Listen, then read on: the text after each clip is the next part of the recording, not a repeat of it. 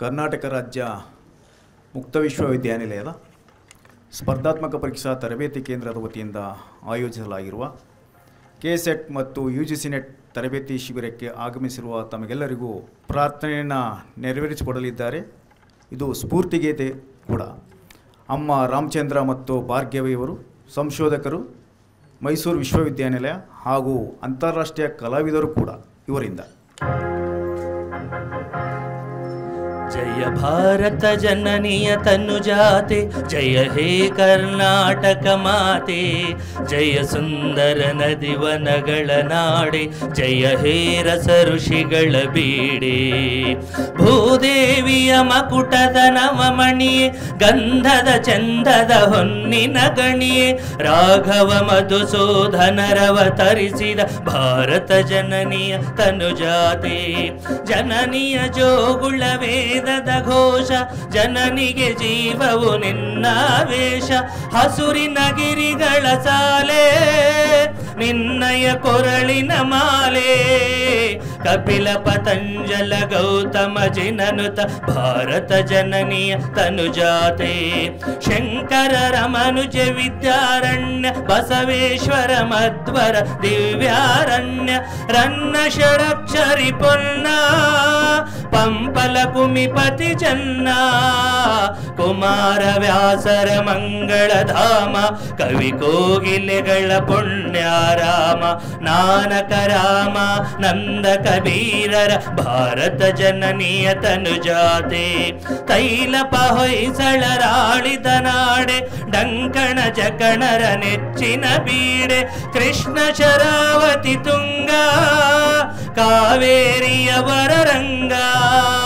ಚೈತನ್ಯ ಪರಮಹಂಸ ವಿವೇಕರ ಭಾರತ ಜನನಿಯ ತನುಜಾತೆ. ಸರ್ವ ಜನಾಂಗದ ಶಾಂತಿಯ ತೋಟ, ರಸಿಕರ ಕಂಗಳ ಸೆಳೆಯುವ ನೋಟ. ಹಿಂದೂ ಕ್ರೈಸ್ತ ಮುಸಲ್ಮಾನ, ಪಾರಸಿಕ ಜೈನರು ಧ್ಯಾನ. ಜನಕನ ಹೋಲುವ ದೊರೆಗಳ ಧಾಮ, ಗಾಯಕ ವೈಣಿಕರ ರಾಮ. ಕನ್ನಡ ನುಡಿ ಕುಣಿದಾಡುವ ಗೇಹ, ಕನ್ನಡ ತಾಯಿಯ ಮಕ್ಕಳ ದೇಹ. ಭಾರತ ಜನನಿಯ ತನುಜಾತೆ, ಜಯ ಹೇ ಕರ್ನಾಟಕ ಮಾತೆ. ಜಯ ಹೇ ಕರ್ನಾಟಕ ಮಾತೆ, ಜಯ ಹೇ ಕರ್ನಾಟಕ ಮಾತೆ.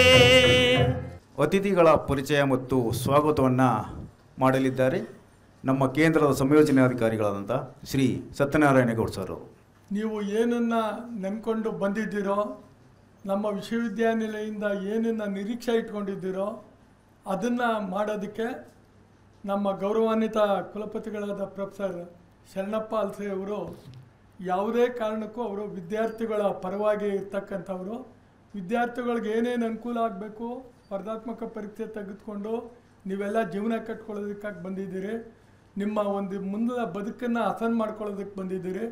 ಅದಕ್ಕೆಲ್ಲಕ್ಕೂ ಅನುಕೂಲ ಮಾಡಿಕೊಡುವಂಥ ಉದಾರವಾದ ಮನಸ್ಸಿರುವಂಥ ಪ್ರೊಫೆಸರ್ ಶರಣಪ್ಪ ಅಲ್ಸೆ ಅವರು ಬಿಗಿಯಾದ ಆಡಳಿತ, ತೋರಿಕೆಯ ಆಡಂಬರಗಳಿಲ್ಲ, ಸಜ್ಜನಿಕೆ, ಸರಳತೆ ಇರತಕ್ಕಂಥ ವ್ಯಕ್ತಿತ್ವ ಇರತಕ್ಕಂಥ ಶರಣಪ್ಪ ಹಲ್ಸೆ ಅವರು ಕರ್ನಾಟಕ ರಾಜ್ಯ ಮುಕ್ತ ವಿಶ್ವವಿದ್ಯಾನಿಲಯಕ್ಕೆ ಆಧುನಿಕ ಸ್ಪರ್ಶ, ಇಡೀ ವಿಶ್ವವಿದ್ಯಾನಿಲಯಕ್ಕೆ ಹಸಿರೀಕರಣ, ಸ್ವಚ್ಛತೆಗೆ ಆದ್ಯತೆ ಹಾಗೂ UGC ನ್ಯಾಕ್ ಸಮಿತಿಗೆ A+ಅನ್ನು ಇತಿಹಾಸದಲ್ಲಿ ಮೊದಲನೇ ಬಾರಿಗೆ ತೆಗೆದುಕೊಟ್ಟಂಥ ಕೀರ್ತಿ ಪ್ರೊಫೆಸರ್ ಶರಣಪ್ಪ ಅಲ್ಸೆ ಅವ್ರದ್ದು. ಬೀದರ್ ಜಿಲ್ಲೆಯವರು. ಬೀದರ್ದವ್ರು ಎಷ್ಟು ಚೆನ್ನಾಗಿದ್ದೀರಿ, ಸ್ವಲ್ಪ ಕೈ ಎತ್ತೀರಿ. ಹಾಗೇನೆ ಬೀದರ್ ಜಿಲ್ಲೆ, ಯಾಕೆಂದ್ರೆ ನಮ್ಮ ಸಾಹೇಬ್ರ ಜಿಲ್ಲೆ ಆಯಿತು. ಬೀದರ್ ಜಿಲ್ಲೆಯ ಬಾಲ್ಕಿ ತಾಲೂಕಿನ ಜೈಗಾನ್ ಎಂಬ ಹಳ್ಳಿಯಲ್ಲಿ ಪೂಜ್ಯರಾದ ಶರಣಪ್ಪ ವೈದ್ಯನಾಥ್ ಅಲ್ಸೆ ಮತ್ತು ಸರಸ್ವತಿ ದಂಪತಿಗಳ ಸುಪುತ್ರರು. ಗುಲ್ಬರ್ಗಾ ಯೂನಿವರ್ಸಿಟಿಯಲ್ಲಿ BSc ಮಾಡಿದರು. MSc ಆನ್ವಯಿಕ ಎಲೆಕ್ಟ್ರಾನಿಕ್ಸಲ್ಲಿ ಅಲ್ಲೇ ಗುಲ್ಬರ್ಗಾ ಯೂನಿವರ್ಸಿಟಿಯಲ್ಲೇ ಮಾಡಿದರು. PhD MPhil ಪದವಿಯನ್ನು ಅಲ್ಲೇ ತೆಗೆದುಕೊಂಡರು.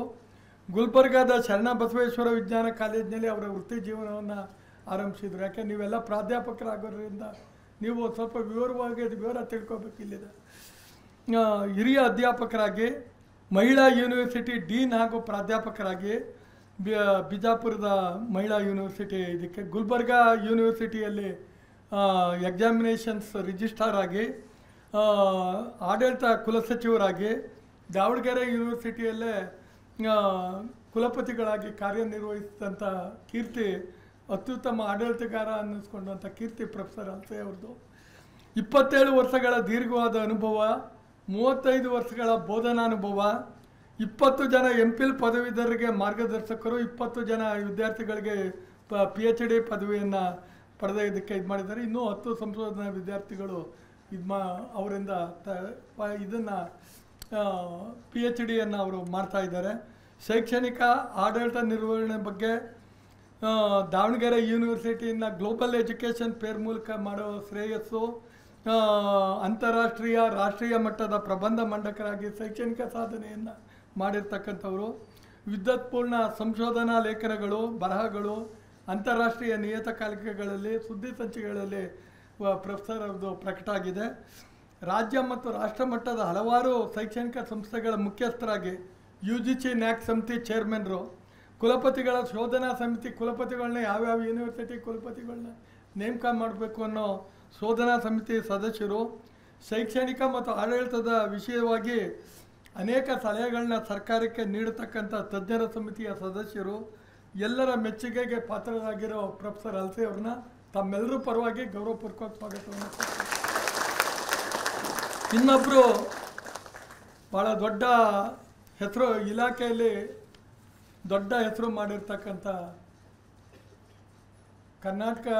ಕರ್ನಾಟಕದ ಅತ್ಯಂತ ಹಿರಿಯ IAS ಅಧಿಕಾರಿಗಳು, ರಾಜ್ಯದ ಹಿರಿಯ IAS ಅಧಿಕಾರಿಗಳು, ಭಾರತದ ಸರ್ವಶ್ರೇಷ್ಠ IAS ಅಧಿಕಾರಿಗಳಲ್ಲಿ ಒಬ್ಬರಾದಂಥ ಸನ್ಮಾನ್ಯ ಅಕ್ರಮ್ ಪಾಷಾ ಅವ್ರನ್ನ ತಮ್ಮೆಲ್ಲರಿಗೂ ನಾನು ಪರಿಚಯ ಮಾಡಿಕೊಡೋದಕ್ಕೆ ನಾನು ಇಷ್ಟಪಡ್ತೀನಿ. ಅಕ್ರಮ್ ಪಾಷಾ ಅವರು ತುಮಕೂರು ಜಿಲ್ಲೆಯ ಮಧುಗಿರಿಯಲ್ಲಿ ಅವರು ಜನಿಸಿದರು. ನಂತರ MA MPhil ಪದವಿಯನ್ನು ಪೊಲಿಟಿಕಲ್ ಸೈನ್ಸಲ್ಲೇ ಇದು ಮಾಡಿದರು. ತಮ್ಮ ವಿದ್ಯಾಭ್ಯಾಸವನ್ನು ಮುಗಿಸಿದ ನಂತರ ಪ್ರೊಫೆಸರ್ ಆಗಿ, ಪೊಲಿಟಿಕಲ್ ಸೈನ್ಸ್ನ ಪ್ರೊಫೆಸರ್ ಆಗಿ government first aid college Chikkaballapura ಮತ್ತು ಶಿಡ್ಲಘಟ್ಟ, ಗುಡಿಬಂಡೆ ಇಲ್ಲಿ ಅವರು ಪ್ರೊಫೆಸರ್ ಆಗಿ ತಮ್ಮ ಕರ್ತವ್ಯವನ್ನು ನಿರ್ವಹಿಸಿದರು.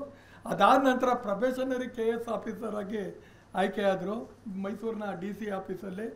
ಅಸಿಸ್ಟೆಂಟ್ ಕಮಿಷನರು ಮತ್ತು ಸಬ್ ಡಿವಿಷನ್ ಮ್ಯಾಜಿಸ್ಟ್ರೇಟ್ ಆಗಿ ಮಡಿಕೇರಿಲಿ ಕೆಲಸ ಮಾಡಿದರು. ಅಲ್ಲೇ ADC ಆಗೂ ಕೂಡ ಅವರು ಕೆಲಸವನ್ನು ಮಾಡಿದರು. ಪ್ರಾಜೆಕ್ಟ್ ಡೈರೆಕ್ಟಾಗಿ ಡಿಸ್ಟ್ರಿಕ್ಟ್ ಅರ್ಬನ್ ಡೆವಲಪ್ಮೆಂಟ್ ಸೆಲ್ನಲ್ಲಿ DC ಆಫೀಸ್ ಚಿಕ್ಕಬಳ್ಳಾಪುರದಲ್ಲಿ ಕೆಲಸ ಮಾಡಿದರು. ಪ್ರಾಜೆಕ್ಟ್ ಡೈರೆಕ್ಟ್ರಾಗಿ district urban development cell DC office Chikkaballapur. PS ಆಗಿ ಹಜ್ ಮತ್ತು ಮೈನಾರಿಟಿ ವೆಲ್ಫೇರ್ನ ಪ್ರೊಫೆಸರ್ ಮಮತಾಜ್ ಅಲಿ ಖಾನ್ ಅವರ PS ಆಗಿ ಕೆಲಸವನ್ನು ಮಾಡಿದರು ಗೌರ್ಮೆಂಟ್ ಆಫ್ ಕರ್ನಾಟಕ ಇದರಲ್ಲಿ. ಜಾಯಿಂಟ್ ಡೈರೆಕ್ಟ್ರಾಗಿ ಮುನ್ಸಿಪಲ್ ಅಡ್ಮಿನಿಸ್ಟ್ರೇಷನ್ ಜಾಯಿಂಟ್ ಡೈರೆಕ್ಟ್ರಾಗಿ ಕೆಲಸವನ್ನು ಮಾಡಿದರು. ಆಮೇಲೆ ಡೈರೆಕ್ಟ್ರಾಗಿ ಡಿಪಾರ್ಟ್ಮೆಂಟ್ ಆಫ್ ಮೈನಾರಿಟೀಸಲ್ಲಿ ತುಂಬ ವರ್ಷಗಳ ಕಾಲ ಕೆಲಸ ಮಾಡಿ ಮೈನಾರಿಟೀಸ್ ಯೋಜನೆಗಳನ್ನ ಸಾಮಾನ್ಯ ಜನರಿಗೆ ತಲುಪಿಸೋದು ಹೇಗೆ ಅಂತ ಅನ್ನೋದ್ರ ಬಗ್ಗೆ ವಿವರವಾಗಿ ಅವರು ಸರ್ಕಾರದಿಂದ ಕೆಲಸವನ್ನು ಮಾಡಿಸಿದರು. ಅದಾದ ನಂತರ ಕಮಿಷನರ್ ಆಗಿ ರೂರಲ್ ಡೆವಲಪ್ಮೆಂಟ್ ಪಂಚಾಯತ್ ರಾಜ್ಯದ ಕಮಿಷನರ್ ಆಗಿ ಮುಂಬರ್ತಿ ಎಂದಕ್ಕೆ ಬಂದರು. ಡೆಪ್ಟಿ ಕಮಿಷನರ್ ಹಾಸನ ಜಿಲ್ಲೆ ಡೆಪ್ಟಿ ಕಮಿಷನರ್ ಆಗಿ, CEO ಆಗಿ ಕರ್ನಾಟಕ ಬಿಲ್ಡಿಂಗ್ ಕಾರ್ಯದರ್ಶಿ, ಕರ್ನಾಟಕ ಕಟ್ಟಡ ಮತ್ತು ಇತರ ನಿರ್ಮಾಣ ಕಾರ್ಮಿಕರ ಕಲ್ಯಾಣ ಮಂಡಳಿಯ ಸೆಕ್ರೆಟರಿಗಳಾಗಿ, ಲೇಬರ್ ಡಿಪಾರ್ಟ್ಮೆಂಟ್ನ ಕಮಿಷನರ್ ಆಗಿ, ಕಾರ್ಮಿಕ ಇಲಾಖೆ ಆಯುಕ್ತರಾಗಿ, ಡೆಪ್ಟಿ ಕಮಿಷನರ್ ಕೋಲಾರ ಡಿಸ್ಟಿಕ್ ಜಿಲ್ಲಾಧಿಕಾರಿಗಳಾಗಿ, ಕಮಿಷನರ್ ಬ್ಯಾಕ್ವರ್ಡ್ ಕ್ಲಾಸ್ ವೆಲ್ಫೇರ್ ಡಿಪಾರ್ಟ್ಮೆಂಟ್ನ ಹಿಂದುಳಿದ ವರ್ಗ ಮತ್ತು ಅಲ್ಪಸಂಖ್ಯಾತರ ಕಲ್ಯಾಣ ಇಲಾಖೆ ಕಮಿಷನರ್ ಆಗಿ, ಪ್ರೆಸಿಡೆಂಟ್ KS ಅಧಿಕಾರಿಗಳ ಸಂಘದ ಅಧ್ಯಕ್ಷರಾಗಿ, ಈಗ ನಮ್ಮ ಕರ್ನಾಟಕದ ಅತ್ಯಂತ ಪ್ರತಿಷ್ಠಿತವಾದಂಥ ರಾಜ್ಯ ರಸ್ತೆ ಸಾರಿಗೆ ನಿಗಮದ ಮ್ಯಾನೇಜಿಂಗ್ ಡೈರೆಕ್ಟರಾಗಿ ಸಾಹೇಬರು ಸೇವೆಯನ್ನು ಸಲ್ಲಿಸ್ತಾ ಇದ್ದಾರೆ. ಇವರ ಸೇವೆಯನ್ನು ಮೆಚ್ಚಿ ಸರ್ಕಾರ ಅವರಿಗೆ ಬೆಸ್ಟ್ ಆಫೀಸರ್ ಅವಾರ್ಡನ್ನು ಅವರು ಕೊಟ್ಟಿದ್ದಾರೆ. ಅವ್ರನ್ನ ತಮ್ಮೆಲ್ಲರ ಪರವಾಗಿ, ನಮ್ಮ ಕುಲಪತಿಗಳ ಪರವಾಗಿ ಗೌರವಪೂರ್ವಕವಾಗಿ ಅವ್ರನ್ನ ನಾನು ಸ್ವಾಗತವನ್ನು ಕೊಡ್ತೀನಿ. ಹಾಗೆ ನಮ್ಮ ವೈಸ್ ಚಾನ್ಸಲರ್ ಅವ್ರಿಗೆ ಹೆಸರು ಬರಬೇಕಾದ್ರೆ ಅವ್ರ ಸುತ್ತ ಇರೋ ಆಫೀಸರ್ಸ್ಗಳು ಅಷ್ಟೇ, ಅವರು ಏನು ಹೇಳ್ತಾರೆ ಚಕಚಕನೆ ಕೆಲಸ ಆಯ್ತಾ ಇರಬೇಕು.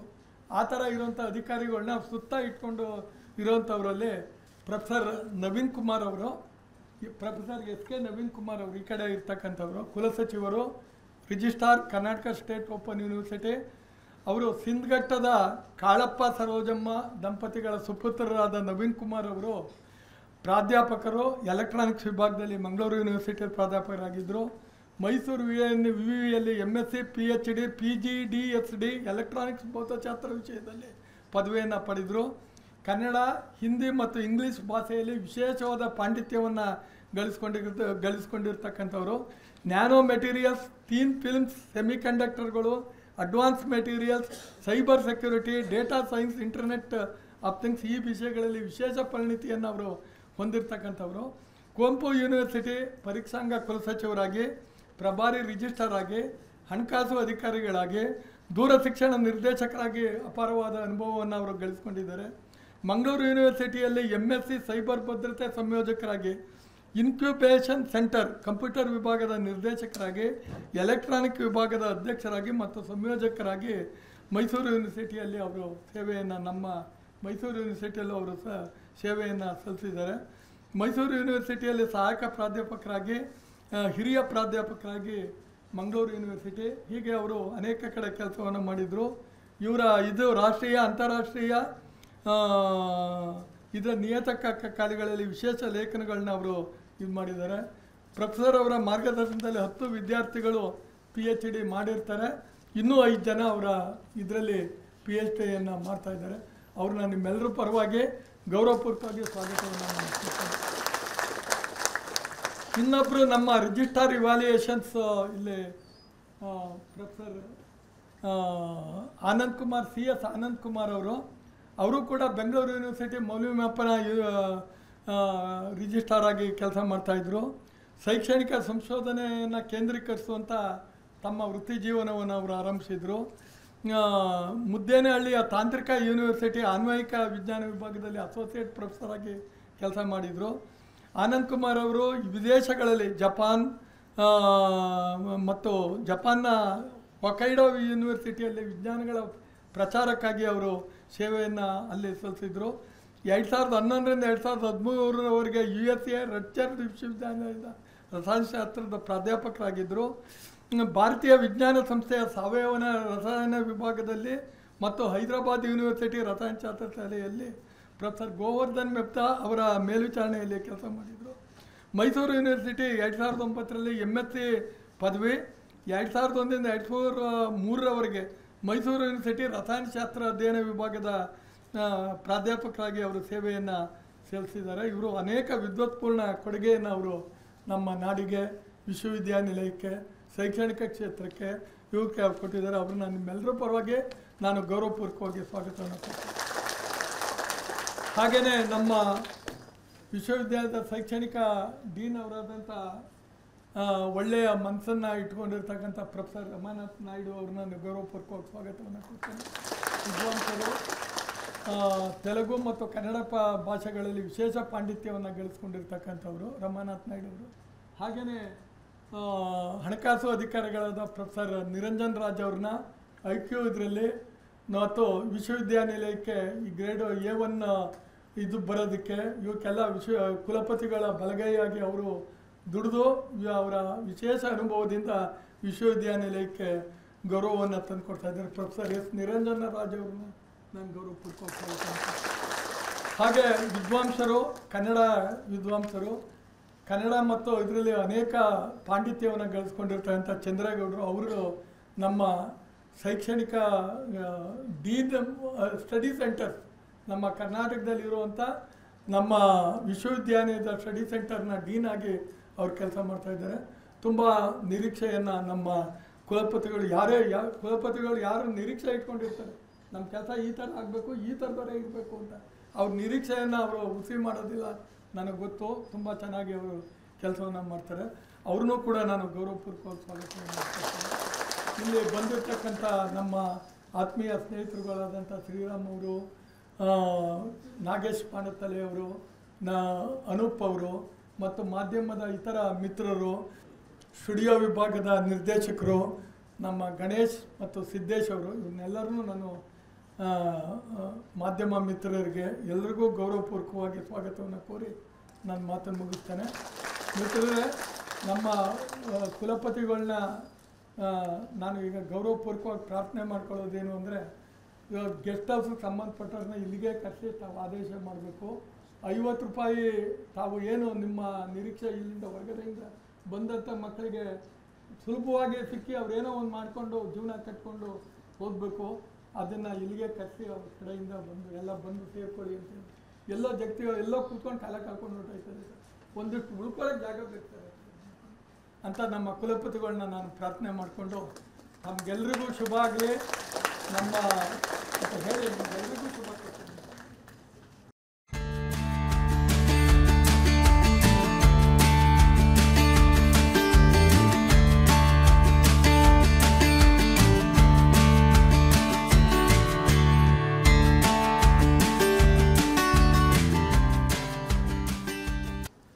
ಎಲ್ರಿಗೂ ನಮಸ್ಕಾರ.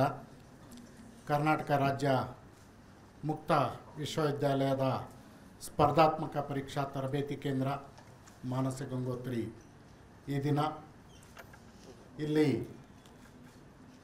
ಈ ಕಾರ್ಯಕ್ರಮವನ್ನು ಆಯೋಜಿಸಿ ಉಪಸ್ಥಿತಿರುವಂತಹ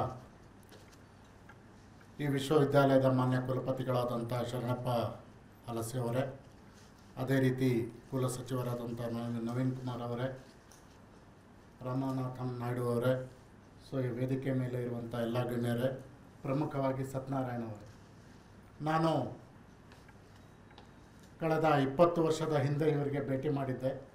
ಮೈಸೂರಿನಲ್ಲಿ ನಾನು DC ಆಫೀಸಲ್ಲಿ ಪ್ರೊಬೇಷನರ್ ಆಗಿದ್ದಾಗ ನಾನು ಟ್ರೈನಿಂಗಲ್ಲಿದ್ದೆ. ಆ ಸಂದರ್ಭದಲ್ಲಿ ಪ್ರತಿ ದಿವಸ ಇವರು ಇದೇ ಹವ್ಯಾಸ ಇವರಿಗೆ, ಸ್ಪರ್ಧಾತ್ಮಕ ಪರೀಕ್ಷೆಗಳಿಗೆ ವಿದ್ಯಾರ್ಥಿಗಳನ್ನು ಪ್ರೋತ್ಸಾಹಿಸುವುದು, ಅವರಿಗೆ ಫೆಸಿಲಿಟೇಟ್ ಮಾಡೋದು.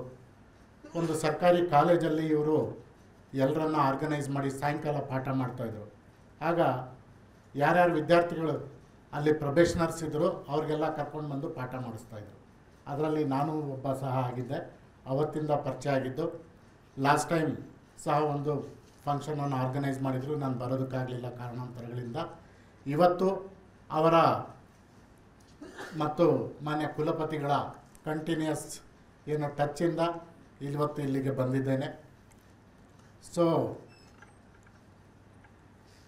ಪ್ರಪ್ರಥಮವಾಗಿ ಈ ಸಂಸ್ಥೆಯನ್ನು ಮುನ್ನಡೆಸುತ್ತಿರುವಂತಹ, ಕಮಿಟ್ಮೆಂಟಿಂದ ಕೆಲಸವನ್ನು ಮಾಡ್ತಾ ಇರುವಂತಹ ಕುಲಪತಿಗಳು, ಯೂಶಲಿ ಸಾಮಾನ್ಯವಾಗಿ ನೀವು ನೋಡಿರ್ಬೋದು, ನಾವು ವಿಶ್ವವಿದ್ಯಾಲಯಗಳಲ್ಲಿ ಓದಿದ್ದೇವೆ, ನಾವು ಕುಲಪತಿಗಳನ್ನು ನೋಡೋದಕ್ಕೆ ಅವಕಾಶನ ಸಿಗ್ತಾ ಇರಲಿಲ್ಲ.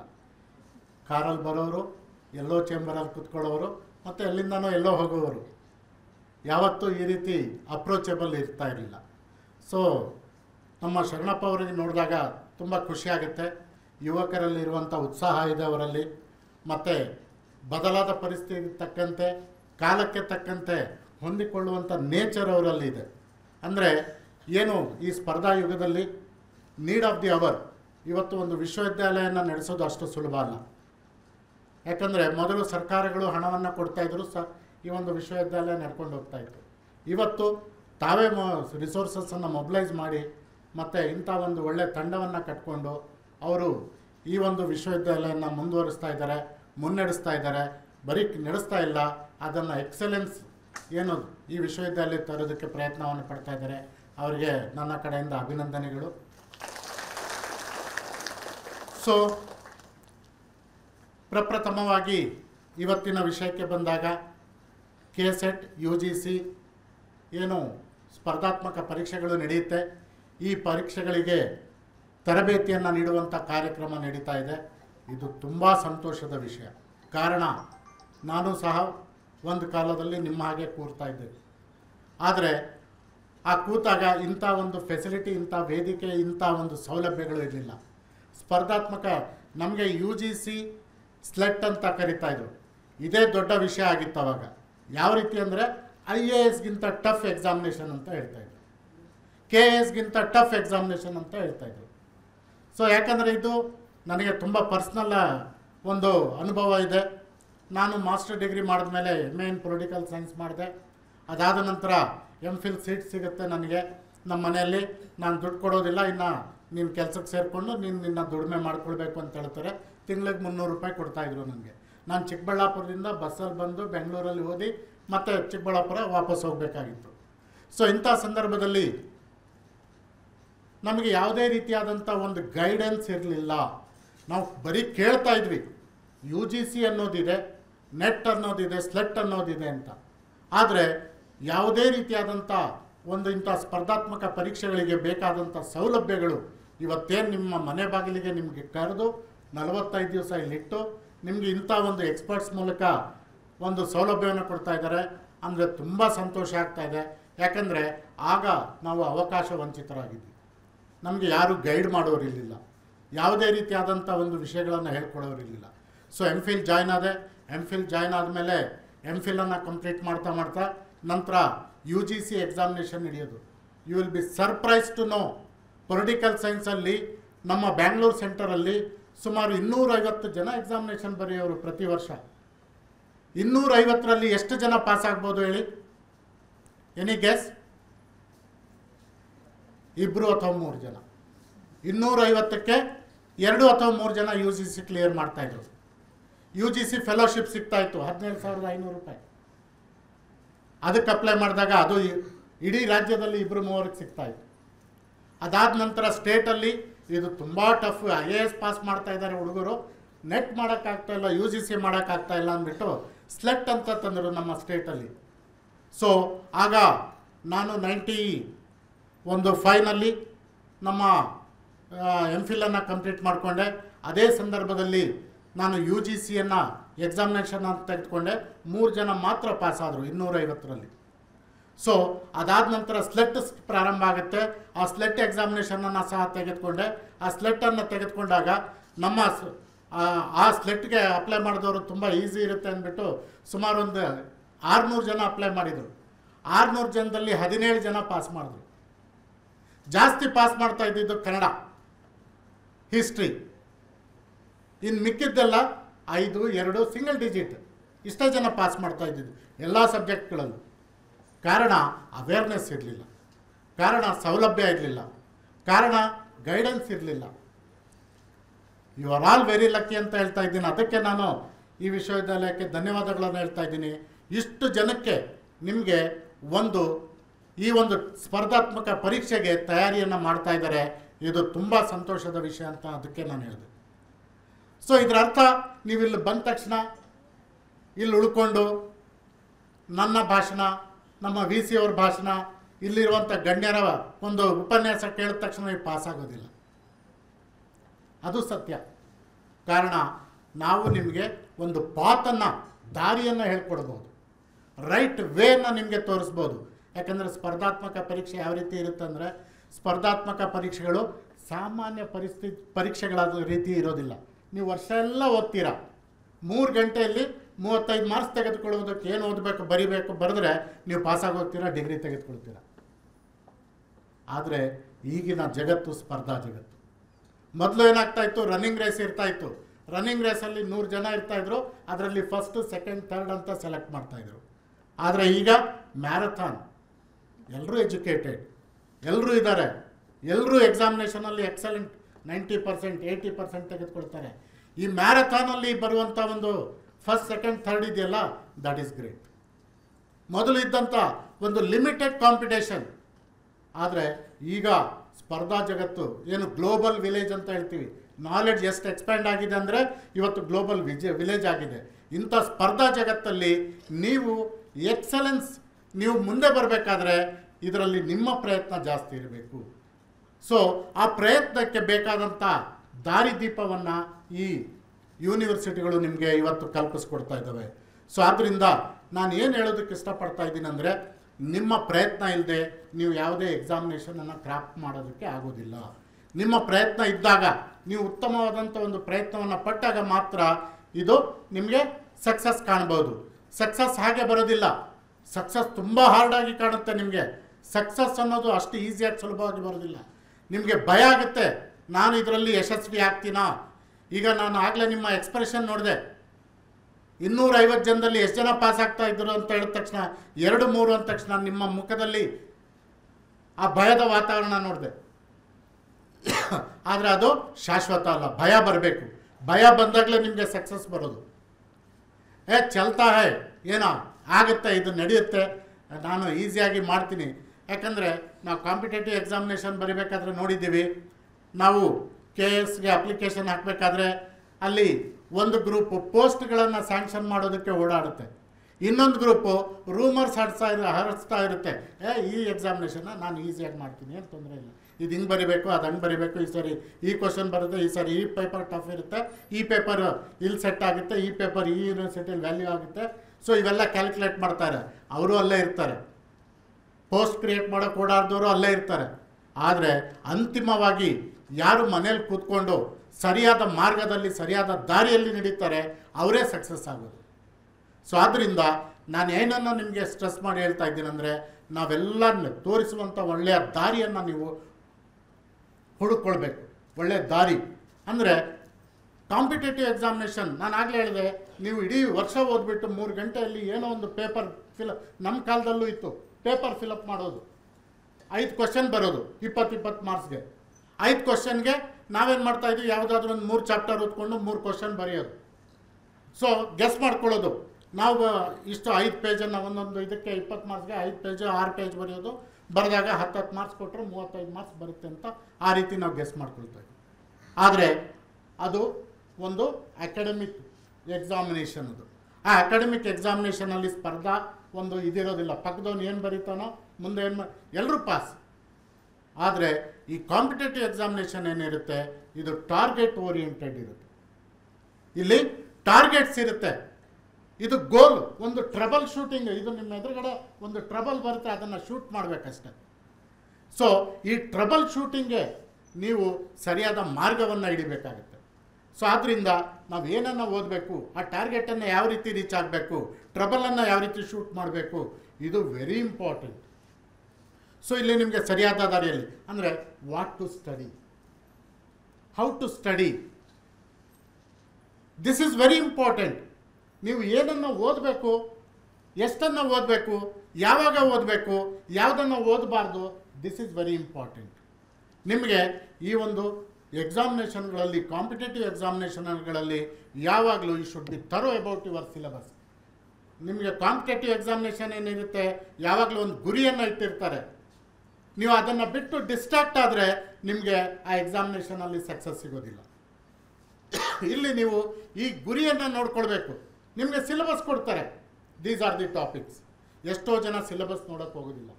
ಫಸ್ಟ್ ನಿಮಗೆ ಇರುವಂಥ ಪೇಪರ್ಗಳಲ್ಲಿ ಸಿಲೆಬಸ್ ಏನಿದೆ ಒಂದು ಫೈಲನ್ನು ತೆಗೆದುಕೊಳ್ಳಿ, ಆ ಫೈಲಲ್ಲಿ ಫ್ರಂಟ್ ಪೇಜಲ್ಲಿ ಸಿಲೆಬಸ್ಸನ್ನು ಅಂಟಿಸಿ.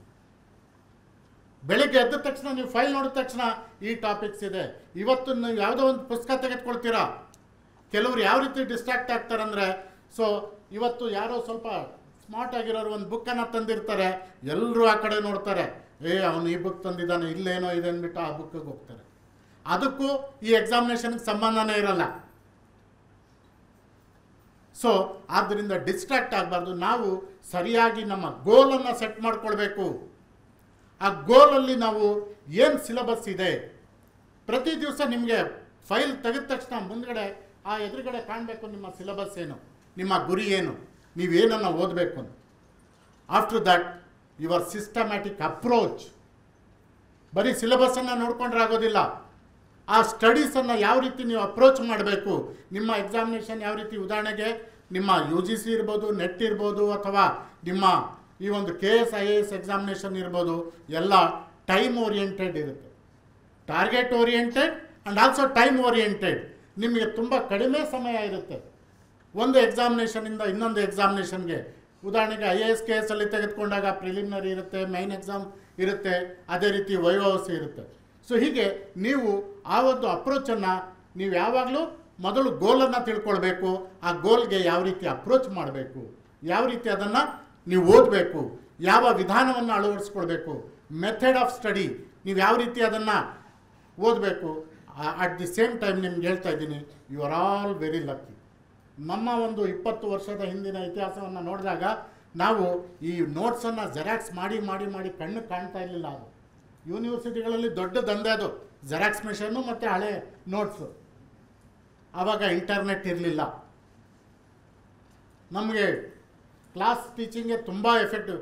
ಒಳ್ಳೆ ಪಾಠ ಮಾಡಿದಾಗ ಖುಷಿಯಾಗಿ ಹೋಗ್ತಾ ಇದ್ವಿ, ಕೆಲವರು ಪಾಠ ಮಾಡ್ತಾ ಇರಲಿಲ್ಲ, ಬೈಕೊಂಡು ಹೋಗ್ತಾ ಇದ್ವಿ. ಅಟ್ ದಿ ಸೇಮ್ ಟೈಮ್ ನೀವು ನಾಳೆ ದಿವಸ ನೀವು ಲೆಕ್ಚರರ್ಗಳಾಗ್ಬೋದು, ಪ್ರೊಫೆಸರ್ಗಳಾಗ್ಬೋದು, ನೀವು ಇಲ್ಲೇನು ಓದ್ತೀರಾ ಇದಕ್ಕೂ ನೀವು ಪಾಠ ಮಾಡೋಕ್ಕೆ ಸಂಬಂಧನೇ ಇರೋದಿಲ್ಲ. ಇಲ್ಲೇನೋ ಥಿಯರಿ ಓದಿರ್ತೀರಾ, ಯಾವುದೋ ಓದಿರ್ತೀರಾ, ಪಾಠ ಮಾಡುವಂಥದ್ದು ತುಂಬ ಸಿಂಪಲ್ ಆಗಿರುತ್ತೆ. ಅರ್ಥ ಆಯ್ತಲ್ಲ? ಸೊ ಹಾಗೆ ನೀವು ನಿಮ್ಮ ಅಪ್ರೋಚ್ ಯಾವ ರೀತಿ ಮಾಡ್ಕೊಳ್ಬೇಕು. ಇವತ್ತು ನಿಮಗೆ ಈ ಒಂದು ಇಂಟರ್ನೆಟ್ ಸೌಲಭ್ಯ ಬಂದಿರೋದ್ರಿಂದ click of the button you will get all the information. ನಿಮಗೆ ಸ್ಕೈ ಇಸ್ ದಿ ಲಿಮಿಟ್. ಇವತ್ತು ಅಷ್ಟು ಇನ್ಫಾರ್ಮೇಷನ್ ಇದೆ ನಿಮಗೆ. ಮಾಹಿತಿ ತಂತ್ರಜ್ಞಾನದಲ್ಲಿ ಆಗಿರುವಂಥ ಬೆಳವಣಿಗೆ ಇವತ್ತು ನಿಮ್ಮ ಕೈಯಲ್ಲಿ ಕೂತ್ಕೊಂಡು ನೀವು ಓದುವಂಥ, ನಾವು ಓದುವಂಥ ಸಂದರ್ಭದಲ್ಲಿ ಲೈಬ್ರರಿಗಳು ನಮಗೆ ದೇಗುಲಗಳು. ಅದರಲ್ಲಿ ಬೆಳಿಗ್ಗೆ ಹೋಗಿ ಯಾರೋ ಒಂದು ಬುಕ್ ಹಿಡ್ಕೊಂಡು ಕೂತ್ಕೊಬಿಟ್ಟ ಅಂದರೆ ಅವ್ನು ಬಿಡೋ ತನಕ ಕಾಯ್ಕೊಂಡು ಕೂತ್ಕೊಳ್ಬೇಕಾಯ್ತು. ಅವನು ಇಟ್ಟೋದ್ಮೇಲೆ ಓದಬೇಕು ಮತ್ತೆ ನಾವು. ಸೊ ಹೀಗೆ ಜೆರಾಕ್ಸ್ಗೂ ಸಹ ಅವಕಾಶ ಸಿಗ್ತಾ ಇರಲಿಲ್ಲ. ಆದ್ದರಿಂದ ಇವತ್ತು ನಿಮಗೆ ಒಳ್ಳೆ ಫೆಸಿಲಿಟಿ ಇದೆ. ಇವತ್ತು ಇಂಟರ್ನೆಟ್ ಇದೆ, ಲೈಬ್ರರಿ ಇದೆ, ಸಮಯ ಇದೆ. ಅಟ್ ದಿ ಸೇಮ್ ಟೈಮ್ ನಿಮ್ಮ ಕೈಯಲ್ಲಿ ಒಂದು ದೆವಾನು ಇದೆ. ಯಾವುದು? ಮೊಬೈಲ್. ಸೊ ಇದನ್ನು ನಿಮಗೆ ಒಳ್ಳೆ ದಾರಿಗೂ ತೆಗೆದುಕೊಂಡು ಹೋಗುತ್ತೆ, ಕೆಟ್ಟ ದಾರಿಗೂ ತೆಗೆದುಕೊಂಡು ಹೋಗುತ್ತೆ. ಸೊ ನಮ್ಮ ಇವತ್ತು ಯೂತ್ ಎಷ್ಟು ಡಿಸ್ಟ್ರಾಕ್ಟ್ ಆಗ್ತಾ ಇದ್ದಾರೆ ಇದರಿಂದ ಅಂದರೆ ಅನ್ಬಿಲೀವಬಲ್. ಯಾಕಂದರೆ ಇದು ಒಂಥರ ಮೆಂಟಲಿ ಡಿಸಾರ್ಡರ್ ಅಂತ ಹೇಳ್ಬೋದು. 3 ನಿಮಿಷ ನಾವು ಮೊಬೈಲ್ ನೋಡಲಿಲ್ಲ ಅಂದರೆ ಅನ್ಕಾನ್ಷಿಯಸ್ಲಿ ನೀವು 3 ನಿಮಿಷಕ್ಕೆ ಮೊಬೈಲ್ ಮುಟ್ಟಿರ್ತೀರ ನೋಡಿ. ಇವತ್ತು ಎಷ್ಟು ಕಷ್ಟದಲ್ಲಿ ನೀವು ಕೂತಿದ್ದೀರಾ ಅಂದರೆ ಯಾರೋ ಹೊಸಬರು ಬಂದಿದ್ದಾರೆ, ಏನೋ ಮಾತನಾಡ್ತಾ ಇದ್ದಾರೆ ಅಂತ ನೀವು ಹಿಡ್ಕೊಂಡು ಕೂತಿದ್ದೀರಾ. ಅದು ಅಷ್ಟು ನಾವು ಅಡಿಕ್ಟ್ ಆಗೋಗ್ಬಿಟ್ಟಿದ್ದೀವಿ. ಮೊಬೈಲ್ ಇವತ್ತು ನಮ್ಮ ಯೂತನ್ನು ಯಾವ ರೀತಿ ಡಿಸ್ಟ್ರಾಕ್ಟ್ ಮಾಡ್ತಾ ಇದೆ ಅಂದರೆ ಅದು ಬೇರೆ ಲೆವೆಲ್ಗೆ ತೆಗೆದುಕೊಂಡು ಹೋಗ್ತಾ ಇದೆ. ಸೊ ಇದನ್ನು ಯಾರು, ಅದಕ್ಕೆ ನಿಮ್ಗೆ ಹೇಳಿದ ಅಪ್ರೋಚ್ ಅನ್ನೋದು, ನೀವು ಎಷ್ಟು ಇದನ್ನು ಮಿತವಾಗಿ ಬಳಸ್ತೀರೋ ನಿಮಗೆ ನೋಡಬೇಡಿ ಅಂತ ಹೇಳೋದಿಲ್ಲ. ಜಸ್ಟ್ ನೀವು ಮೊಬೈಲ್ ಇಟ್ಕೊಂಡು ಸ್ಕ್ರೋಲ್ ಮಾಡ್ತೀರಲ್ಲ, that is the very bad habit. Mobile ಇಟ್ಕೊಂಡಿದ್ದೀರಾ, ಯಾವುದೋ ಒಂದು ಟಾಪಿಕನ್ನು ಅರ್ಧ ಗಂಟೆ ಕೇಳ್ತಾ ಇದ್ದೀರಾ, ಫೈನ್. ಒಂದು ಮೂವಿ ನೋಡ್ತಾ ಇದ್ದೀರಾ 2 ಗಂಟೆ, ಸೂಪರ್.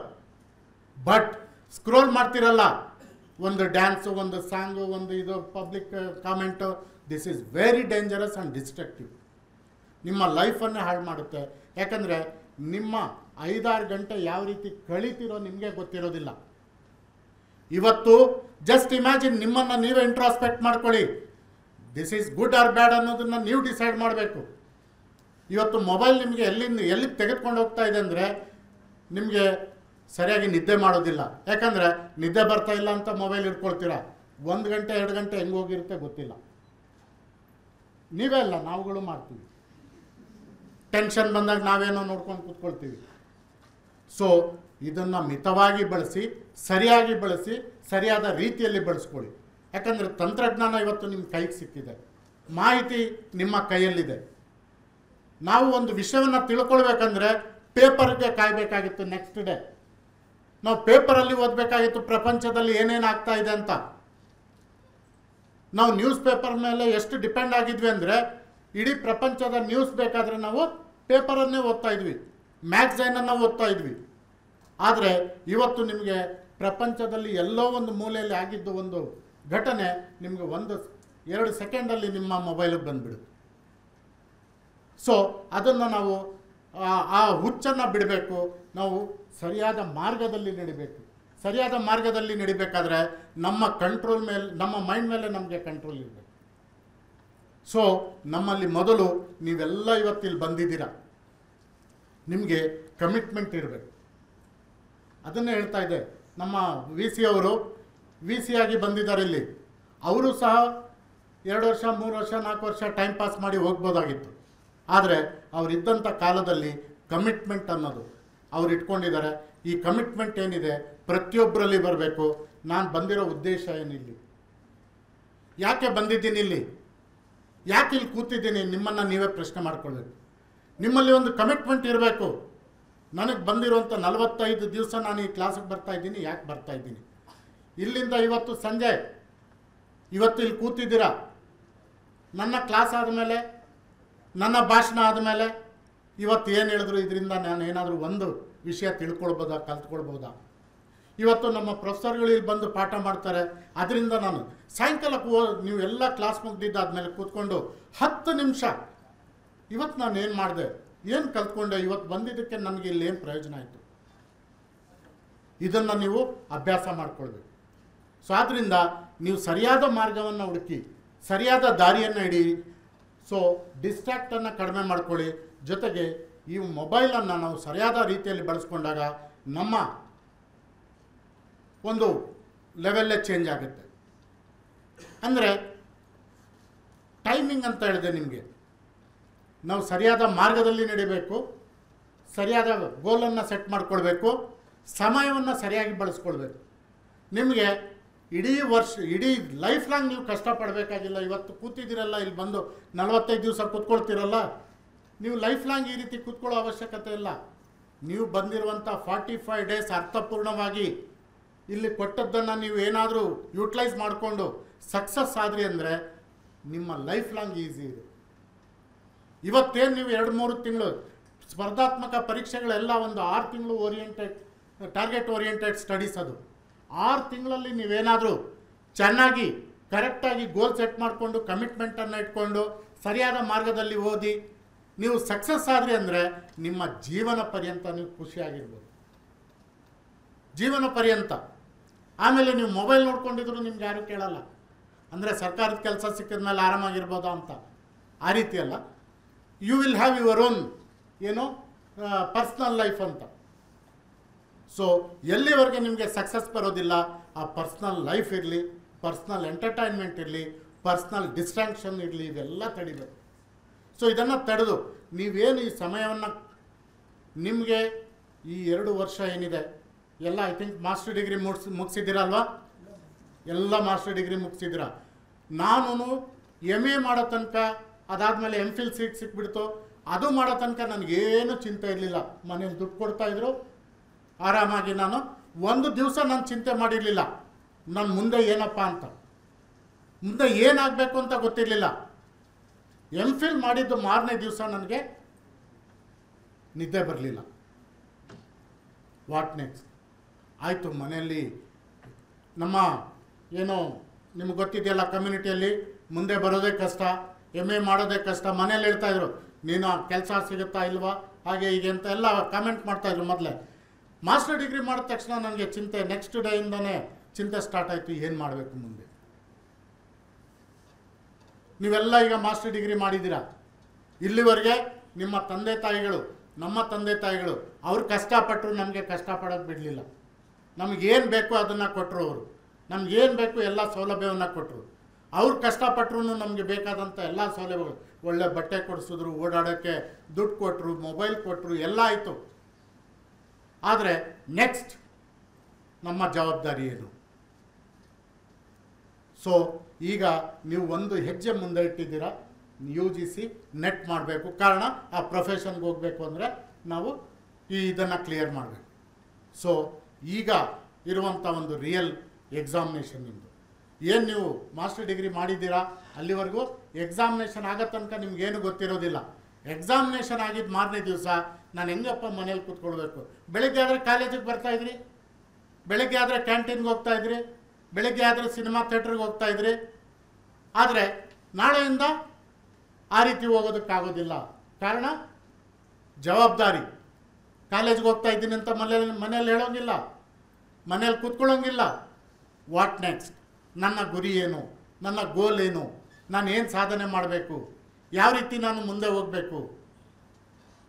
ಸೊ ಇದನ್ನೆಲ್ಲ ಪ್ರಶ್ನೆಗಳನ್ನು ಹಾಕ್ಕೊಂಡಾಗ ನಾನು ಒಂದು ವಾರದಲ್ಲೇ ನಾನು MA MPhil ಮಾಡಿ UGC ಸಹ ಕ್ಲಿಯರ್ ಮಾಡ್ಕೊಂಡಿದ್ದೆ, ಸ್ಲೆಟ್ ಆಮೇಲೆ ಮಾಡಿದೆ. ಸೊ ಅವಾಗ ಇನ್ನೂ ಗೌರ್ಮೆಂಟ್ ಜಾಬ್ ಕಾಲ್ ಮಾಡಿರಲಿಲ್ಲ ನನ್ನ ಟೈಮಲ್ಲಿ. 5-6 ವರ್ಷ ನಾನು MPhil ಮಾಡಿದ್ದೆ, NET ಮಾಡಿದ್ದೆ, UGC 95ನಲ್ಲೆಲ್ಲ ಕ್ಲಿಯರ್ ಮಾಡಿದೆ. 98ವರೆಗೂ ಯಾವುದೂ ಕಾಲ್ ಮಾಡಲಿಲ್ಲ. 3 ವರ್ಷ ಕೆಲಸ ಇಲ್ಲ ನನಗೆ. ಕೆಲಸ ಇಲ್ಲ ಅಂದರೆ I was not unemploy for 3 years. ನಾನು MA ರಿಸಲ್ಟ್ ಬಂದಿದ್ದು ಮಾರನೇ ದಿವಸ I joined as a part time lecturer. ಒಂದು ಕಾಲೇಜಲ್ಲಿ ಲೆಕ್ಚರರ್ ಆಗಿ ಜಾಯ್ನ್ ಆದೆ. 8 ಗಂಟೆ ಪಾಠ ಮಾಡೋಕ್ಕೆ ಅವಕಾಶ ಕೊಡ್ತಾಯಿದ್ರು ಪಾರ್ಟ್ ಟೈಮ್ ಲೆಕ್ಚರರ್ಗೆ. 1200 ರೂಪಾಯಿ ಸಂಬಳ ಕೊಡ್ತಾಯಿದ್ರು. ಅದು 3 ತಿಂಗಳಿಗೆ ಒಂದು ಸಾರಿ. ಸಾಲೋದಿಲ್ಲ ಅಂತ ಇನ್ನೊಂದು ಕಾಲೇಜ್ ಸೇರಿಕೊಂಡೆ. 2 ಕಾಲೇಜಲ್ಲಿ ಪಾರ್ಟ್ ಟೈಮ್ ಲೆಕ್ಚರರ್ ಆಗಿ 3 ವರ್ಷ ನಾನು ಪಾಠ ಮಾಡಿದ್ದೀನಿ. ಆ ಸಂದರ್ಭದಲ್ಲಿ, ಪಾಠ ಮಾಡುವಂಥ ಸಂದರ್ಭದಲ್ಲಿ ನಾನು MA ಏನು ಮಾಡಿದ್ನೋ ಏನು ಓದಿದ್ನೋ ನನಗೆ ಗೊತ್ತಿಲ್ಲ. MPhil it was confined to one topic. But when I became a lecturer, ನಾನು ಯಾವಾಗ ಲೆಕ್ಚರರ್ ಪಾರ್ಟ್ ಟೈಮ್ ಲೆಕ್ಚರರ್ ಸೇರಿಕೊಂಡೆ, ಆ 3 ವರ್ಷ ಪಟ್ಟಂಥ ಶ್ರಮ, ಆ 3 ವರ್ಷದಲ್ಲಿ ಹಾಕಿದಂಥ ಎಫರ್ಟ್ ನನಗೆ ಒಂದು ಒಳ್ಳೆ ಪೊಲಿಟಿಕಲ್ ಸೈನ್ಸ್ ಸ್ಟೂಡೆಂಟ್ ಆಗಿ ಹೊರಹೊಮ್ಮೋದಕ್ಕೆ ಕಾರಣ ಆಯಿತು. ಪಾಠ ಮಾಡಿದಾಗ ನಿಮಗೆ ಗೊತ್ತಾಗುತ್ತೆ, 100 ಜನ ಸ್ಟೂಡೆಂಟ್ ಎದುರುಗಡೆ ನಿಂತ್ಕೊಂಡಾಗ ನಿಮ್ಮ ರಿಯಲ್ ಟೆಸ್ಟ್ ಅಂತ ಹೇಳಬೇಕದು. ಸ್ಪರ್ಧಾತ್ಮಕ ಪರೀಕ್ಷೆಗಿಂತ ಹೆಚ್ಚದು. 1 ಗಂಟೆ ನೀವು ಸ್ಟೂಡೆಂಟ್ ಎದುರುಗಡೆ ನಿಂತಿದ್ದೀರ ಅಂದರೆ you will be a successful teaching ಲೈನಲ್ಲಿ ಇರುವಂಥ ಪ್ರೊಫೆಸರ್ ಅಂತ ಹೇಳ್ಬೋದು. ಸೊ ಆ ಸಂದರ್ಭದಲ್ಲಿ ನಾನು ಏನು 3 ವರ್ಷ ಎಫರ್ಟನ್ನು ಹಾಕಿದೆ. ಹಾಕಬೇಕಾದ್ರೆ ನನಗೆ ಒಂದು ದಿವಸ ಒಂದು ಕೋಚಿಂಗ್ ಸೆಂಟರ್ನವರು, ನಾನೇನು ಮಾಡ್ತಾಯಿದ್ದೆ, ಅಲ್ಲಿ ಲೋಕಲ್ ಈ ಟೀಚರ್ಸ್ ಎಕ್ಸಾಮಿನೇಷನ್ ಎಲ್ಲ ನಡೆಯೋದು, B.Ed ಇವರೆಲ್ಲ ಹೈಸ್ಕೂಲ್ ಟೀಚರ್ಸ್ಗೆ, ಅವರೆಲ್ಲ ಪಾಠ ಮಾಡೋಕ್ಕೆ ಕರೆಯೋರು. ನಾನು ಹೋಗಿ ಪಾಠ ಮಾಡ್ತಾಯಿದ್ದೆ. ಅಲ್ಲಿ ಕಾಂಪಿಟೇಟಿವ್ ಎಕ್ಸಾಮಿನೇಷನ್ ಕೋಚಿಂಗ್ ಸೆಂಟರ್ನವರು ನೋಡಿಕೊಂಡು ಬೆಂಗಳೂರಿಗೆ ಬನ್ನಿ ನಮ್ಮ ಪಾಠ ಮಾಡಿ ಅಂತ ಕರೆದ್ರು. ಸೊ ನಾನು ಹೋಗಿ ಬೆಂಗಳೂರಲ್ಲಿ ಪಾಠ ಮಾಡೋಕ್ಕೆ ಸ್ಟಾರ್ಟ್ ಮಾಡಿದೆ. ಆಗಿನ ಕಾಲದಲ್ಲೇ ನನಗೆ 2000ಅಲ್ಲಿ 500 ರೂಪಾಯಿ 2 ಗಂಟೆ ಪಾಠ ಮಾಡಿದ್ರೆ ಕೊಡೋರು. ಬೈಕಲ್ಲಿ ಹೋಗಿ ಬರೋದಕ್ಕೆ 200 ರೂಪಾಯಿ ಕೊಡೋರು, ಕನ್ವೆನ್ಸ್ ಅಲವೆನ್ಸ್. ಸೊ ಹೀಗೆ ನಾನು ಆ ಕಾಂಪಿಟೇಟಿವ್ ಎಕ್ಸಾಮಿನೇಷನ್ಗೆ ಪಾಠ ಮಾಡೋಕ್ಕೆ ಸ್ಟಾರ್ಟ್ ಮಾಡಿದಾಗ ನನಗೆ ಕಾನ್ಫಿಡೆನ್ಸ್ ಬಂತು. ಇಲ್ಲಿ KS ಎಕ್ಸಾಮಿನೇಷನ್, IAS ಎಕ್ಸಾಮ್ಗೆ ಪಾಠ ಮಾಡ್ತಾಯಿದ್ದೀನಿ, ನಾನು ಯಾಕೆ ಬರೀಬಾರ್ದು? ಎಕ್ಸಾಮಿನೇಷನ್ ತೆಗೆದುಕೊಂಡೆ. ಫಸ್ಟ್ ಅಟೆಂಪ್ಟಲ್ಲಿ I cleared KS examination. So ಹೀಗೆ ಯಾವಾಗ ನಾವು ಒಳ್ಳೆ ಟೀಚರ್ ಆಗ್ತೀವಿ, ಒಳ್ಳೆ ಪಾಠವನ್ನು ಮಾಡ್ತೀವಿ, ಡೆಫಿನೆಟಾಗಿ ನಮಗೆ ಯಾವುದೇ ರೀತಿಯಾದಂಥ ಕಾಂಪಿಟೇಟಿವ್ ಎಕ್ಸಾಮಿನೇಷನ್ ಕಷ್ಟ ಅಲ್ಲ. ಇಷ್ಟೇ, ಇಲ್ಲಿ ನಿಮ್ಮ ಕಮಿಟ್ಮೆಂಟ್ ಇರಬೇಕು, ನಿಮ್ಮ ಎಫರ್ಟ್ ಇರಬೇಕು. ನೀವೇ ಸಕ್ಸಸ್ಗೆ ನೀವೇ ಕಾರಣರು. ನಾವೆಲ್ಲ ನಿಮಗೆ ಒಂದು ಪಾತನ್ನು ತೋರಿಸ್ತೀವಿ ಅಷ್ಟೇ, ದಾರಿಯನ್ನು ತೋರಿಸ್ತೇವೆ. ಆದರೆ ಅದನ್ನು ಬಳಸ್ಕೊಂಡು ಸರಿಯಾದ ದಾರಿಯಲ್ಲಿ ಕಮಿಟ್ಮೆಂಟಿಂದ ಅಲ್ಟಿಮೇಟಾಗಿ ನೀವು ಗೋಲನ್ನು ರೀಚ್ ಆಗಬೇಕಂದ್ರೆ ನೀವು ನಿಮ್ಮ ಎಫರ್ಟ್ ಇರಬೇಕಾಗುತ್ತೆ. ಈ ಓದಬೇಕಾದ್ರೆ ನಾವು ಹೇಳಿದ್ನಲ್ಲ, ನಾವು ಬರೀ ಒಂದು ನೋಟ್ಸ್ ಇಟ್ಕೊಂಡು ನಾವು ಓದಿದ್ದು ಅಲ್ಲಿ ಬರ್ತಾನೆ ಇರಲಿಲ್ಲ ಕೆಲವು ವೇಳೆ. ಆದರೆ ಇವತ್ತು ನಿಮ್ಗೆ ಆ ರೀತಿ ಇಲ್ಲ. ನೀವು ಇವತ್ತು ChatGPTಯಲ್ಲಿ ನನಗೆ 10 ಕ್ವಶನ್ ಕೊಡು ಅಂತ ಕೇಳಿದ್ರೆ ಅದು 20 ಕ್ವಶನ್ ಕೊಡುತ್ತೆ ನಿಮಗೆ. ಯು ವಿಲ್ ನಾಟ್ ಬಿಲೀವ್ ನಮ್ಮ ಎಕ್ಸಾಮಿನೇಷನ್ ಯಾವ ರೀತಿ ಇರ್ತಾ ಇತ್ತು ಅಂದರೆ, who is finance minister, this is the level of competition. Who is ambassador to the America, who is high commissioner in India.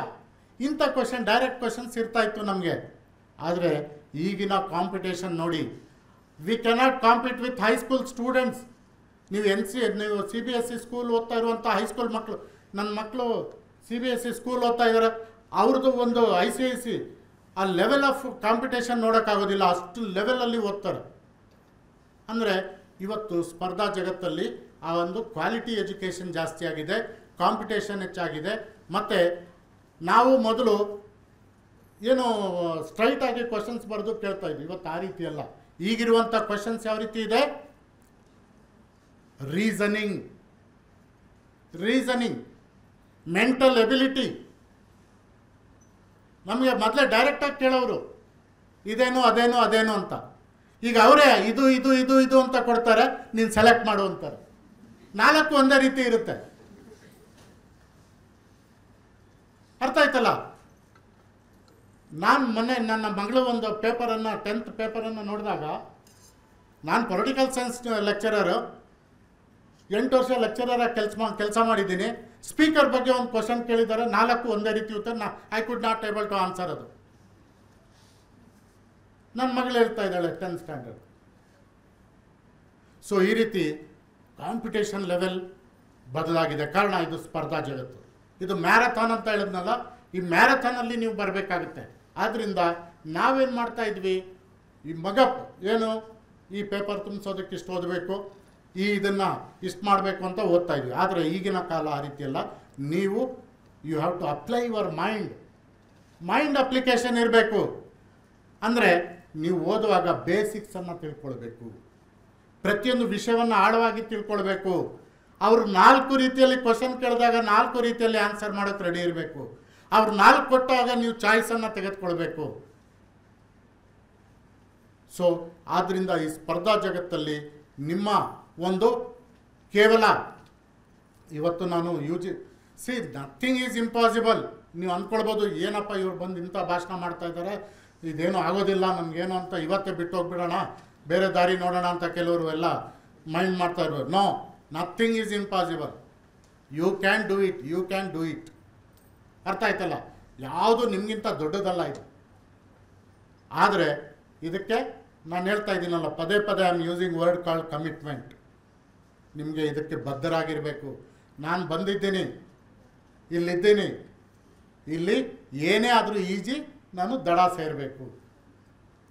ಆ ಒಂದು ಛಲ ನಿಮ್ಮಲ್ಲಿ ಬರಬೇಕು.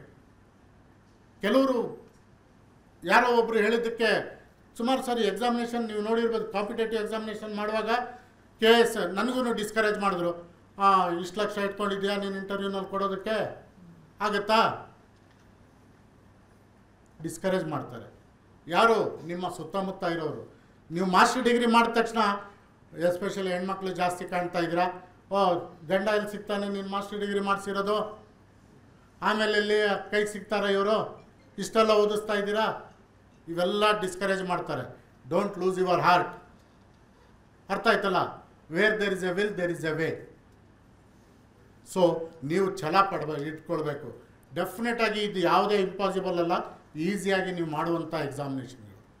ಆದರೆ ಅದಕ್ಕೆ ಪೂರಕವಾಗಿ ನಿಮಗೆ ಇವತ್ತು ಮೆಟೀರಿಯಲ್ಸ್ ಇದೆ, ಮಾಹಿತಿ ತಂತ್ರಜ್ಞಾನ ಇದೆ, ಗೈಡೆನ್ಸ್ ಕೊಡುವಂಥ ಸಂಸ್ಥೆ ಇದೆ.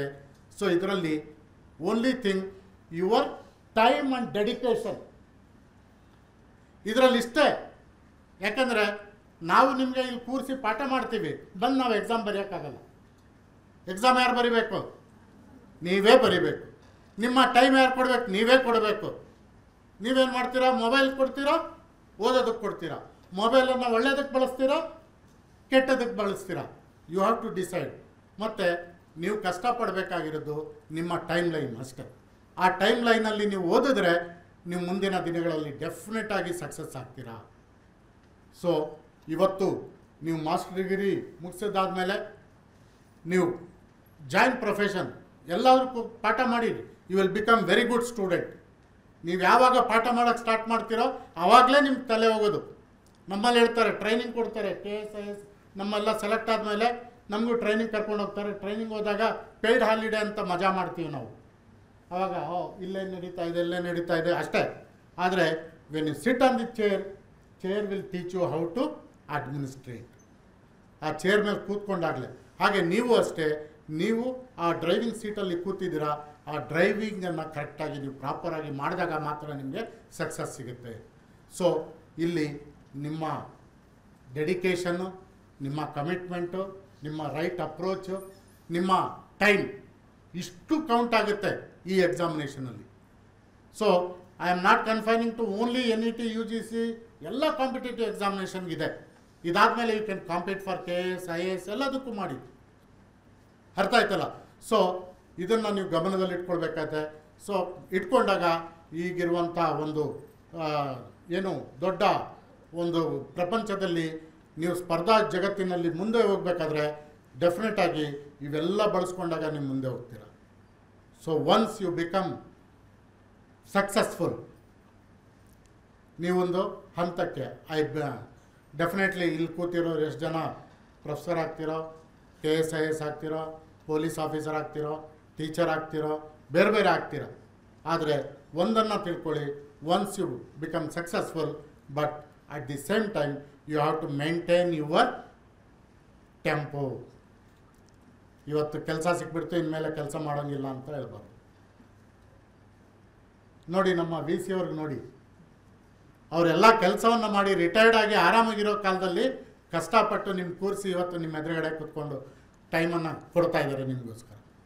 ಆ ರೀತಿ ಒಂದು ಸಕ್ಸಸ್ ಬಂದಾಗ ನಾವು ಅದನ್ನು ಮೇಂಟೈನ್ ಮಾಡ್ಕೊಂಡು ಹೋಗಬೇಕು.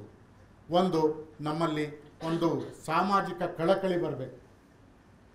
ಎರಡನೇದಾಗಿ ನಮ್ಮನ್ನು ಇಲ್ಲಿ ತಂದು ಸಕ್ಸಸ್ ಮಾಡಿ ಇಲ್ಲಿಗೆ ಓದಿಸಿ ನಮ್ಮ ಮೇಲೆ ವಿಶ್ವಾಸ ಇಟ್ಟು ಅವರ ಕನಸುಗಳನ್ನು ತ್ಯಜಿಸಿ ನಿಮ್ಮ ಕನಸುಗಳನ್ನು ಫುಲ್ಫಿಲ್ ಮಾಡ್ತಾ ಇರುವಂಥ ತಂದೆ ತಾಯಿಗಳನ್ನು ಮರಿಬೇಡಿ. ಸೊ ತಂದೆ ತಾಯಿಗಳು ಯಾಕಂದರೆ ಎಷ್ಟೋ ಕನಸನ್ನು ಇಟ್ಕೊಂಡು ಇವತ್ತು ನಿಮಗೆ ಕಳಿಸಿದ್ದಾರೆ. ಇಲ್ಲಿ ನೀವು 45 ದಿವಸ ಇಲ್ಲಿ ಕಳಿಸಿದಾರಂದರೆ ಸುಲಭವಾಗಿ ಕಳಿಸಿರೋದಿಲ್ಲ. ಏನೋ ಒಂದು ಸಾಧನೆ ಮಾಡಲಿ, ಒಂದು ಜೀವನದಲ್ಲಿ ದಾರಿದೀಪ ನಮ್ಮ ಕುಟುಂಬಕ್ಕೆ ಆಗಲಿ, ನಮ್ಮ ಕುಟುಂಬಕ್ಕೆ ಒಳ್ಳೆಯ ಹೆಸರು ತರಲಿ. ಸೊ ಆದ್ದರಿಂದ ನೀವುಗಳಷ್ಟೇ ತಂದೆ ತಾಯಿಗಳನ್ನು ಮರಿಬೇಡಿ, ನಿಮ್ಮ ಒಡ ಹುಟ್ಟವರನ್ನು ಮರಿಬೇಡಿ, ಮತ್ತು ನಿಮ್ಮ ಸಮಾಜದಲ್ಲಿ ಸಾಮಾಜಿಕ ಕಳಕಳಿಯನ್ನು ಇಟ್ಕೊಳ್ಬೇಕು. ಅಂದರೆ ನಿಮ್ಗೆ ಯಾವುದೇ ಫೀಲ್ಡಲ್ಲಿ ಯಾವುದೇ ಕೆಲಸ ಕೊಡಲಿ ಅಲ್ಲಿ ನಿಮಗೆ ಸಾಮಾಜಿಕ ಕಳಕಳಿ ಇರಬೇಕು. So I will give little example ಏನು ಸಾಮಾಜಿಕ ಕಳಕಳಿ ಅಂತ. ನಾನು ಸಹ ನಿಮ್ಮ ಹಾಗೆ ಒಂದು ಸ್ಟೂಡೆಂಟಾಗಿ ಸ್ಪರ್ಧಾತ್ಮಕ ಪರೀಕ್ಷೆ ಇದೆಲ್ಲ ಆದಮೇಲೆ ಮೈನಾರಿಟಿ ಡೈರೆಕ್ಟರ್ ಆಗ್ತೀನಿ. ನಾನು 5.5 ವರ್ಷ ಡೈರೆಕ್ಟರ್ ಮೈನಾರಿಟಿ ವೆಲ್ಫೇರ್ ಆಗಿದೆ. ನನಗಿಂತ ಹಿಂದೆ ಸುಮಾರು 30 ಜನ ಡೈರೆಕ್ಟರ್ಗಳಾಗಿದ್ದರು. ಸೊ ಒಂದು ವಿಷನನ್ನು ಇಟ್ಕೊಂಡೆ ಅಲ್ಲಿ ಇಲಾಖೆಯಲ್ಲಿ. ಆ ಮೈನಾರಿಟಿಯಲ್ಲಿ ಮುಸ್ಲಿಂ, ಕ್ರಿಶ್ಚಿಯನ್, ಸಿಖ್, ಜೈನ್, ಬುದ್ಧಿ, ಪಾರ್ಸಿ ಇಷ್ಟು ಕಮ್ಯುನಿಟಿಗಳು ಬರ್ತವೆ. ಸೊ ಎಜುಕೇಷನ್ ಅನ್ನೋದಿಲ್ಲ ಅಲ್ಲಿ ಜಾಸ್ತಿ.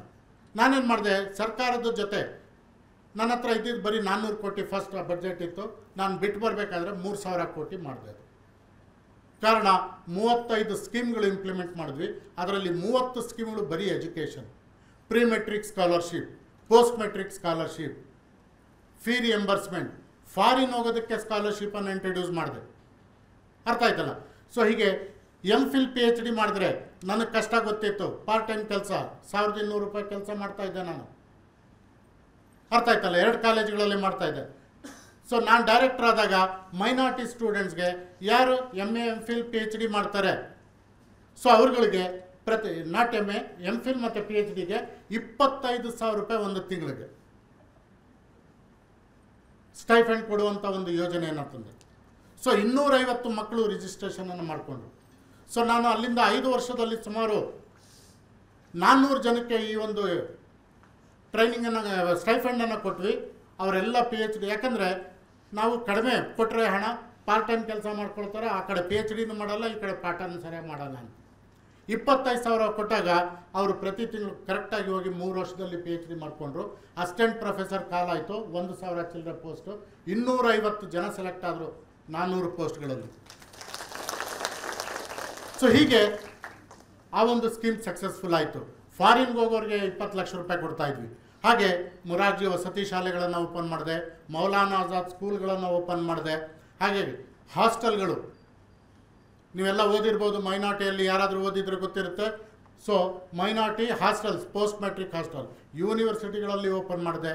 350 ಹಾಸ್ಟೆಲ್ಗಳು ಇವತ್ತು ಓಪನ್ ಮಾಡಿ ನಡೀತಾ ಇದ್ದಾವೆ. ಸೊ ಹೀಗೆ ಈ IIT IIM ಮಾಡಿದ್ರೆ ಅದಕ್ಕೆ ಸ್ಟೈಫಂಡ್ ಕೊಡ್ತಾಯಿದ್ವಿ. ಹಾಗೆ PG ನಮ್ಮ ಮೆಡಿಕಲ್ ಮಾಡಿದ್ರೆ 3 ಲಕ್ಷ ರೂಪಾಯಿ ಕೊಡ್ತಾಯಿದ್ವಿ. ಹಾಗೆ KS IAS ಎಕ್ಸಾಮಿನೇಷನ್ಗೆ ಡೆಲ್ಲಿಗೆ, ಹೈದ್ರಾಬಾದ್ಗೆ ಟ್ರೈನಿಂಗ್ ಕಳಿಸ್ತಾ ಇದ್ವಿ. ಅಂಥ ಒಂದು ಸ್ಕೀಮನ್ನು ಇಂಟ್ರೊಡ್ಯೂಸ್ ಮಾಡಿದ್ವಿ. B.Ed ಮಾಡೋರಿಗೆ ಸ್ಟೈಫಂಡ್, ನರ್ಸಿಂಗ್ ಮಾಡೋರಿಗೆ ಸ್ಟೈಫಂಡ್. ಸೊ ಹೀಗೆ ಬರೀ ಎಜುಕೇಷನ್ ಸ್ಕೀಮನ್ನು ಜಾರಿಗೆ ತಂದ್ವಿ.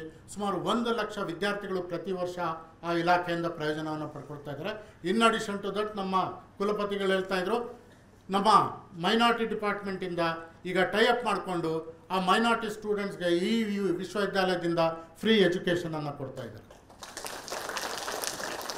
ಸೊ ಹೀಗೆ ನಾನು ಒಬ್ಬ ಒಂದು ಸೌಲಭ್ಯದಿಂದ ವಂಚಿತನಾಗಿ ನಾನು ಆ ಒಂದು ಸ್ಥಾನಕ್ಕೆ ಹೋದಾಗ ನಾನು ಅಷ್ಟು ಜನಕ್ಕೆ ಒಂದು ಅನುಕೂಲವಾದಂಥ ಸ್ಕೀಮ್ಗಳನ್ನು ಜಾರಿಗೆ ತಂದೆ. ಹಾಗೆ ನೀವುಗಳಷ್ಟೇ ನಾಳೆ ದಿವಸ ನೀವು ಆಫೀಸರ್ಗಳಾದರೆ ನೀವು ನಿಮ್ಮ ಕ್ಷೇತ್ರಗಳಲ್ಲಿ ಒಂದವಲ್ಲ ಒಂದು ಬದಲಾವಣೆಯನ್ನು, ಸಾಮಾಜಿಕ ಕಳಕಳಿ ಅದನ್ನು ಇಟ್ಕೊಳ್ಬೇಕು. ಹಾಗೆ ತಂದೆ ತಾಯಿಗಳನ್ನು ಚೆನ್ನಾಗಿ ನೋಡ್ಕೊಳ್ಬೇಕು. ಜೊತೆಗೆ ಮೋಸ್ಟ್ ಇಂಪಾರ್ಟೆಂಟ್, ನೀವೆಲ್ಲಿ ಓದಿರ್ತೀರಾ ಆ ಶಾಲೆಗಳನ್ನು ಮರಿಬೇಡಿ. ಐ ಥಿಂಕ್ ಸ್ವಲ್ಪ ಈಗ ಎಲ್ಲ ನೀವು ಕಾನ್ವೆಂಟ್ಗಳಲ್ಲಿ ಓದ್ತಾ ಇದ್ದೀರೋ, ನಾವೆಲ್ಲ ಸರ್ಕಾರಿ ಶಾಲೆಗಳಲ್ಲಿ ಓದಿದ್ದು. ನಾನು ಮಧುಗಿರಿ ತಾಲೂಕಿನ ಒಂದು last village, next Andhra Pradesh, ನಮ್ಮೂರೇ ಲಾಸ್ಟು, ನೆಕ್ಸ್ಟು ಆಂಧ್ರ ಪ್ರದೇಶ್ ಬೇರೆ ಹಳ್ಳಿ ಬರುತ್ತೆ. ಆ ಹಳ್ಳಿಯಲ್ಲಿ ಓದಿದ್ದಂತ 1ನೇ ಕ್ಲಾಸಿಂದ 4ನೇ ಕ್ಲಾಸು, 5ರಿಂದ 6ನೇ ಕ್ಲಾಸ್ ಅಲ್ಲಿ ಓದಿದ್ದು, ನಂತರ ಮಧುಗಿರಿಗೆ ಬಂದೆ. ಸೊ ಆ ಶಾಲೆಗಳನ್ನು ಇವತ್ತಿಗೂ ನಾನು ಸರ್ವಿಸಿಗೆ ಸೇರಿದಾಗಿಂದ ಕಳೆದ 20 ವರ್ಷದಿಂದ ಆ ಶಾಲೆಗಳನ್ನು ನಮ್ಮ ಊರಿನ ಅಂಗನವಾಡಿ, ನಮ್ಮ ಊರಿನ ಪ್ರೈಮರಿ ಶಾಲೆ, ಮಿಡ್ಲ್ ಸ್ಕೂಲ್, ಹೈಸ್ಕೂಲ್ ಇಷ್ಟನ್ನು ಅಡಾಪ್ಟ್ ಮಾಡ್ಕೊಂಡಿದ್ದೀನಿ. ಈ ಶಾಲೆಗಳಿಗೆ ಬೇಕಾದಂಥ ನಾನು ಮಿನಿಸ್ಟರ್ ಹತ್ರ ಇದ್ದಾಗ ಎಲ್ಲ ಗ್ರಾಂಟ್ಸ್ ಅದು ಇದು ಪರಿಚಯ ಇರೋರು ಸುಮಾರು 50 ಲಕ್ಷದ ಶಾಲೆಗಳನ್ನು ಕಟ್ಟಿಸ್ಕೊಟ್ಟೆ. ಅಲ್ಲಿ ನಮ್ಮ ಒಂದು ಅಂಗನವಾಡಿ, ಪ್ರೈಮರಿ ಶಾಲೆ ಮತ್ತು ಮಿಡ್ಲ್ ಸ್ಕೂಲ್ ಇಷ್ಟನ್ನು ನಮ್ಮ ಹಳ್ಳಿಯಲ್ಲಿ ಕಟ್ಟಿಸ್ಕೊಟ್ಟಿದ್ದೀವಿ.